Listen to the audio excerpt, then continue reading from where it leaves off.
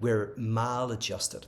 Now, various forms of positive psychology, various forms of therapy, depth psychology, etc., cognitive therapies, counseling, etc., are often designed to adapt you better to your environment, to help you fit in, to help you kind of not feel maladapted. But in psychoanalytic theory and in German idealism and existentialism, and also art movements like Cubism and Surrealism, or theater movements like what do you call it? Theater of the absurd, whatever. There's this idea that we're always slightly maladapted. That's what it is to be human, to be a subject, is to never fully fit in with your community and within the world. And what the challenge is to find a way to enjoy your maladaptation, right? To enjoy not fitting in. We're all a little strange, right? Not one of us is fully at one with our community. If we were, nothing would change. If there was no antagonism, if the universe wasn't in antagonism with itself and self-divided, then nothing would change. Nothing would happen. This, and again, this is not the topic for this conversation, but in this talk, but this is where you have to identify freedom. I think it's the only place you can identify freedom, not in terms of like, oh, I have free will to choose A or B, but rather freedom is the sense in which there is a short-circuiting in things. There is a non-oneness within reality and within subjectivity. And when that non-oneness or antagonism erupts, it erupts in a chaotic way. So ironically, freedom is not when you get to consciously choose.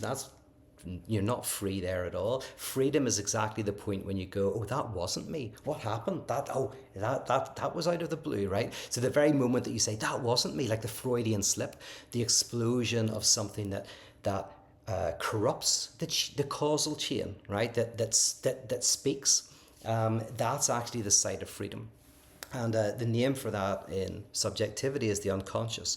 The unconscious is the eruption of spontaneity, novelty, freedom, the eruption of basically the not at oneness of the subject with itself that allows for something new to arise, whether that's good or bad, right? This something can happen. This is called in analysis sometimes the passage of the act, right? So there's what's called acting out.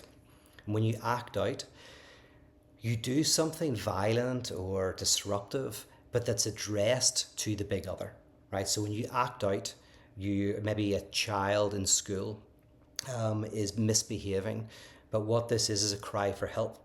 It's telling the teacher that there's a problem at home. And so you can interpret the acting out. It's a message to the big other. And politically speaking, that's like protests, which are addressed to the system, saying we need to adapt the system. And then there is the passage of the act.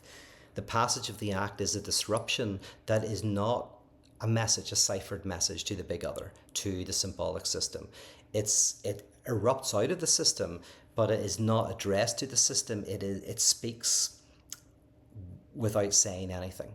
And what it does is it disrupts the system entirely, and it can create an opportunity for something entirely new to arise.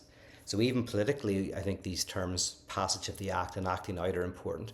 Are we trying to adapt something within a system, which is fine and good? That always happens. We need to continue to change and adapt systems. But occasionally, and this is what revolution is a passage of the act, is something erupts that doesn't adapt, doesn't ask the system to adapt, but rather collapses the system and allows for something else to arise.